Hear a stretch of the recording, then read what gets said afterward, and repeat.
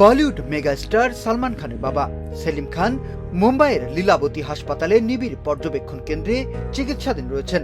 চিত্রনাট্যকার, অভিনেতা ও চলচ্চিত্র প্রযোজক সেলিম খানের অবস্থা আশঙ্কাজনক বলেই জানা গেছে।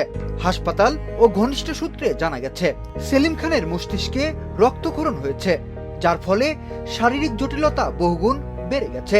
বর্তমানে তাকে ভেন্টিলেশন সাপোর্টে রাখা হয়েছে। চিকিৎসকেরা পরিস্থিতি পর্যবেক্ষণ করছেন এবং সব ঠিক থাকলে আজ বুধবার তার মস্তিষ্কে একটি জরুরি অস্ত্রোপচার হওয়ার কথা রয়েছে। ভারতীয় সংবাদ মাধ্যম টাইমস অফ ইন্ডিয়ার প্রতিবেদন থেকে জানা যায়, গত মঙ্গলবার 90 বছর বয়সী সেলিম খান হাসপাতালে ভর্তি হন। বাবাকে দেখতে তাই হাসপাতালে ছুটেন সালমান খান। এরপর হাসপাতাল থেকে বের হওয়ার সময় পাপ্পারাজিদের ক্যামেরাবন্দী হন।